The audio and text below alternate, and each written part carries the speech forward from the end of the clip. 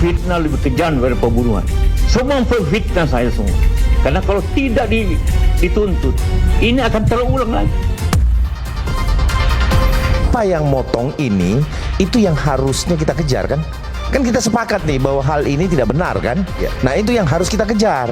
Nah Bung Ade Armando hari ini sudah menjelaskan Bung Aiman bahwa bukan beliau yang memotong.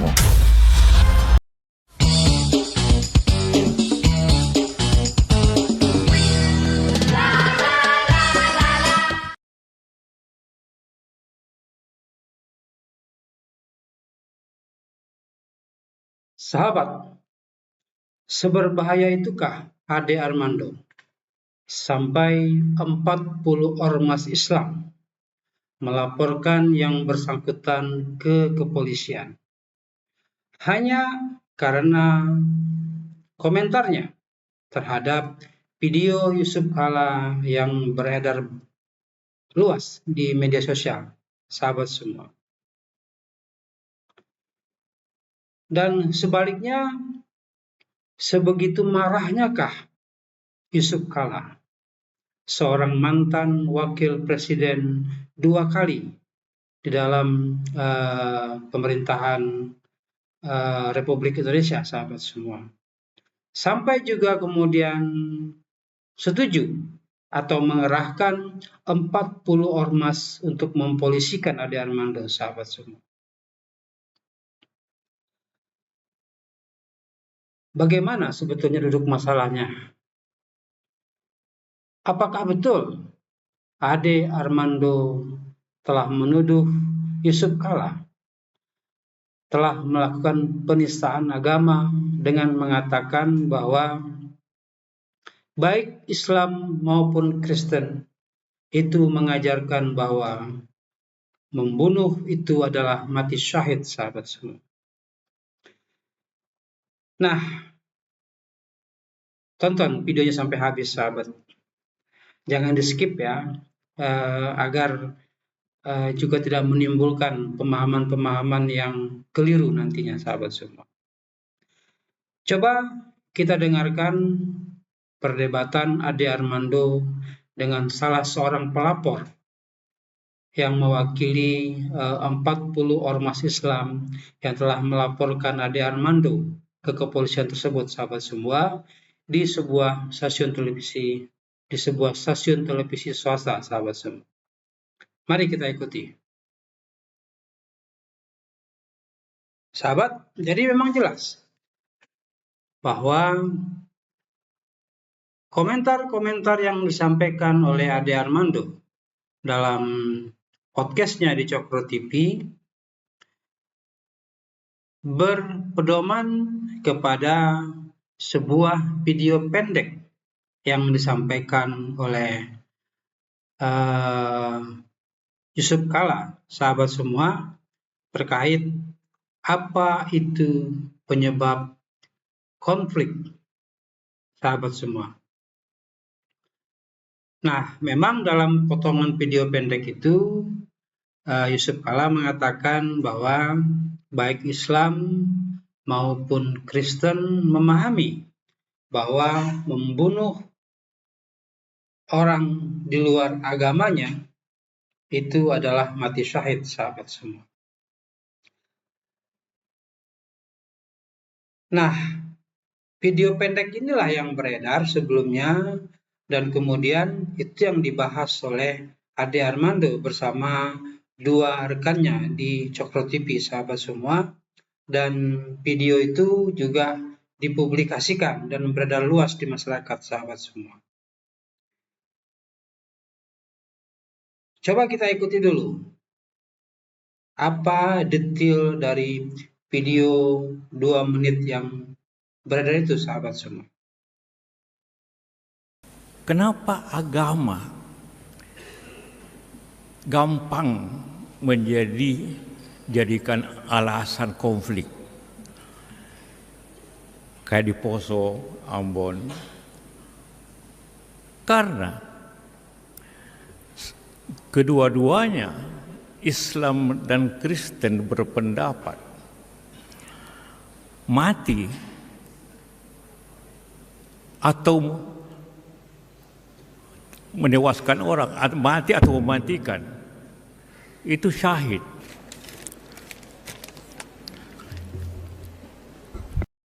Nah, begitu video pendek yang beredar, sahabat semua. Jadi memang inilah yang dikomentari oleh Ade Armando dalam podcastnya tersebut, sahabat semua.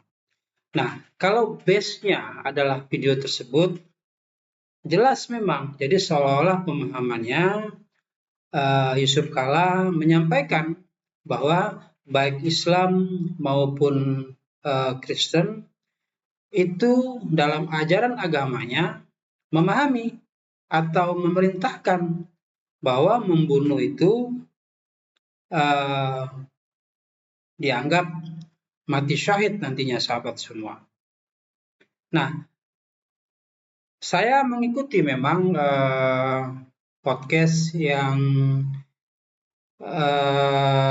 disiarkan oleh Cokro TV tersebut, menampilkan Ade Armando dan 2 host perempuan lainnya, sahabat semua.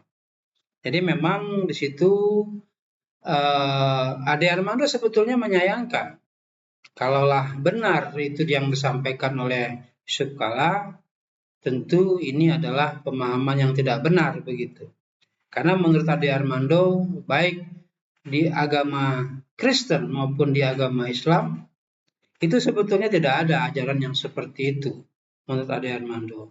Nah, kalau seorang Yusuf Kalla kemudian menyampaikan pemahaman seperti itu, makanya itu yang menurut Ade Armando sangat disayangkan begitu. Dan sayangnya lagi memang kemudian betul apa yang disampaikan oleh wakil dari Ormas Islam di iNews TV tadi, sahabat semua, bahwa memang ada kesan Ade Armando menyudutkan Yusuf Kalla atas ucapannya di dalam video pendek tersebut, sahabat semua. Nah, padahal itu adalah potongan video, sahabat semua. Jadi kalau kita ikuti ceramahnya yang disiarkan oleh YouTube Suara Masjid UGM, sahabat semua, itu memang tidak seperti itu. Karena konteksnya itu adalah saat itu Yusuf Kalla sedang menyampaikan materi terkait antara lain apa saja penyebab atau faktor-faktor apa saja yang menyebabkan konflik itu sering pecah, ya, baik di tingkat nasional, di tingkat daerah maupun di tingkat internasional antar negara, sahabat semua. Nah, salah satu faktor menurut Yusuf Kalla itu adalah faktor pemahaman terhadap agama, sahabat semua. Nah, jadi memang Yusuf Kalla menyampaikan bahwa ada sebagian kecil dari elit-elit atau mungkin tokoh agama itu memahami ajaran agamanya seperti itu, begitu. Dan itulah yang kemudian diajarkan atau disampaikan kepada umatnya dalam tanda petik, sahabat semua, dalam arti mungkin jamaahnya begitu. Nah, penyampaian yang berulang-ulang seperti ini itu kemudian menjadi semacam kebenaran yang terpatri di kalangan jamaah mereka, sahabat semua. Sehingga itulah yang kadang-kadang kemudian salah satu memperbesar atau memperkuat munculnya konflik antar agama di Indonesia, seperti konflik Poso dan konflik di Ambon beberapa waktu yang lalu, sahabat semua. Nah, ini coba kita dengarkan konteks pemahaman yang disampaikan oleh Yusuf Kalla dalam ceramahnya tersebut, sahabat semua. Waktu di Ambon, terbagi kota itu. Ini Kristen, ini Islam.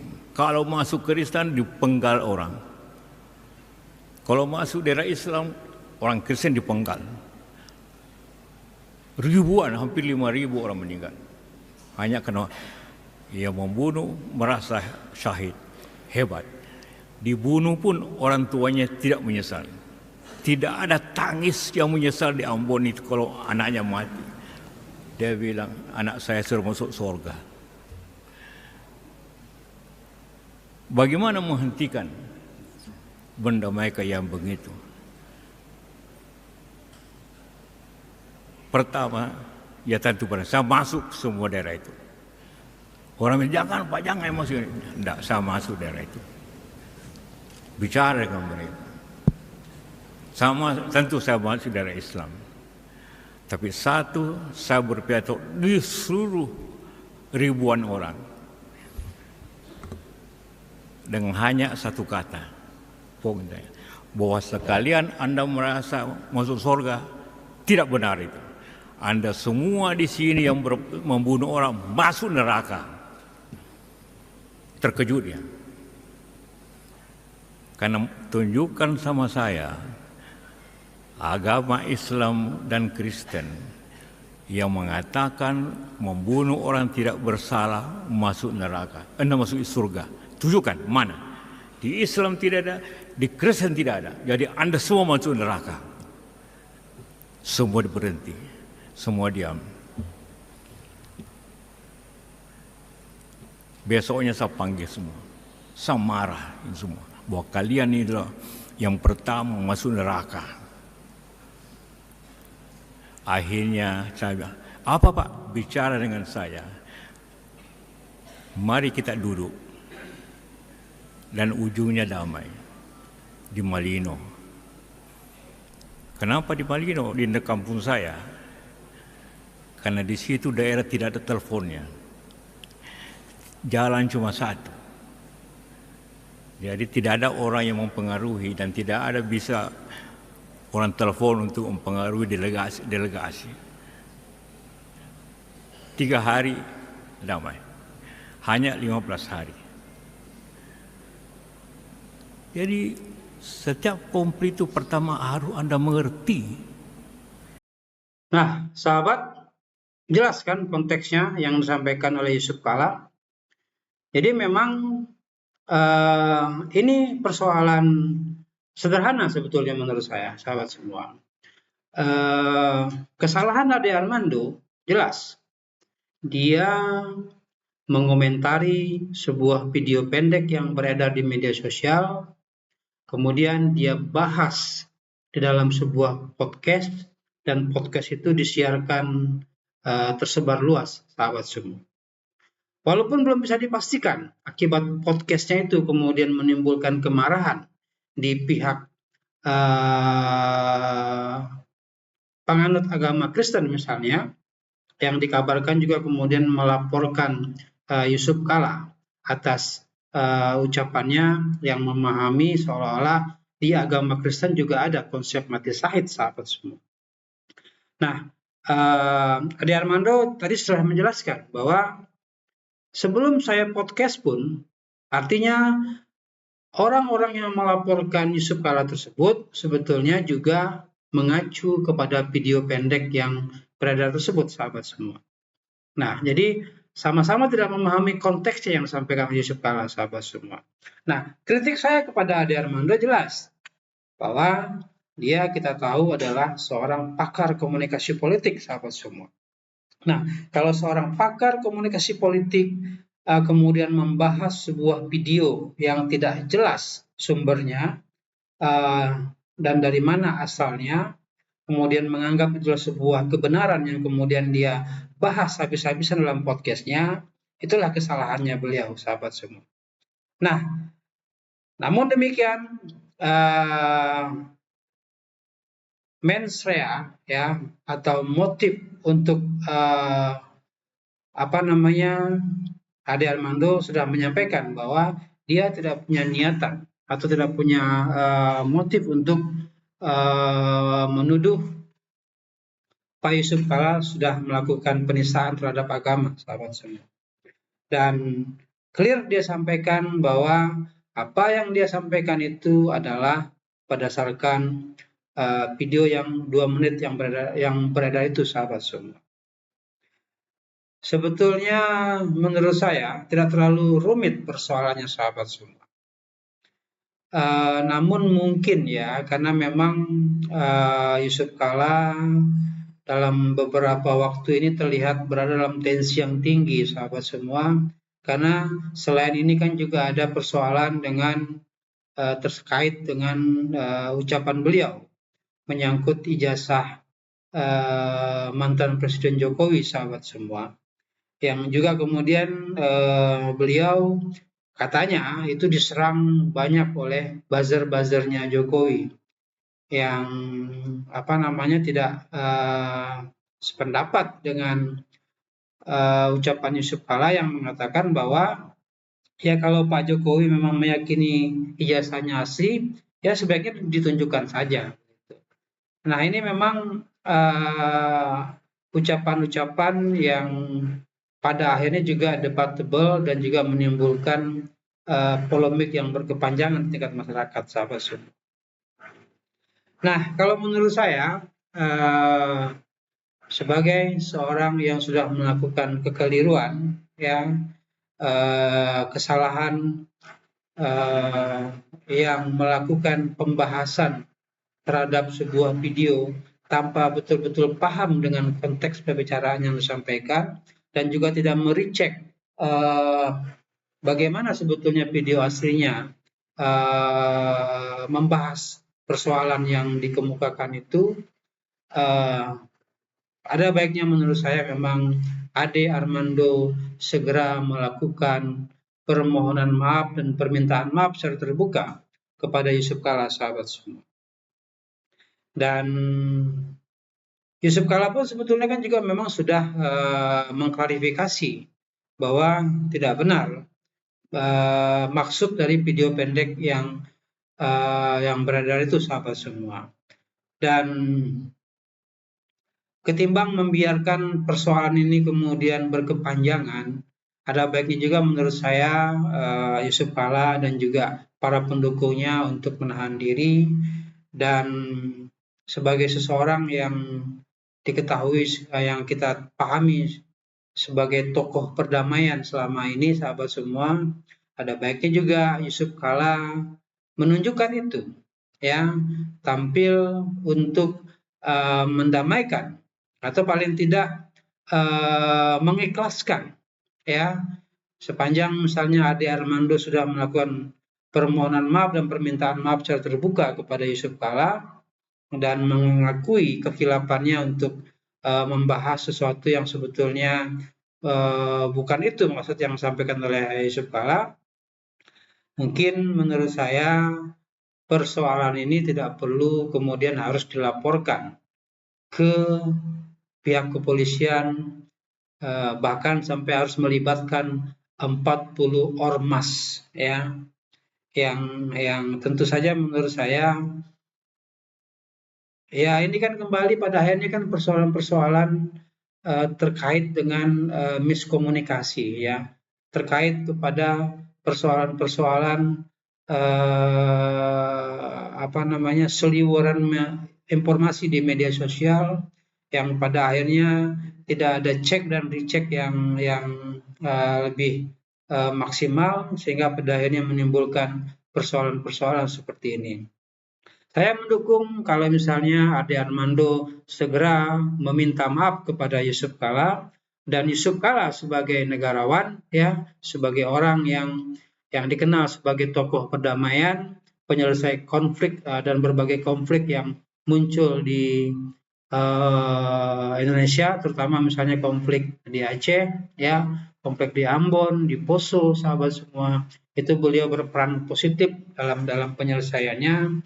Maka ada baiknya untuk masalah remeh-temeh seperti ini tidak perlu diperpanjang menurut saya. Tinggal diselesaikan, duduk mungkin satu meja atau paling tidak dibicarakan secara terbuka, sehingga pada akhirnya kita bisa fokus pada persoalan-persoalan yang lebih urgent, ya, terkait dengan masalah bangsa dan negara, sahabat semua. Saya kira itu pembahasan kita kali ini. Terima kasih sudah menyaksikan. Silakan tuliskan komentar sahabat semua, dan di lain waktu kita bahas mungkin topik yang berbeda sahabat semua. Terima kasih sudah menyaksikan. Salam.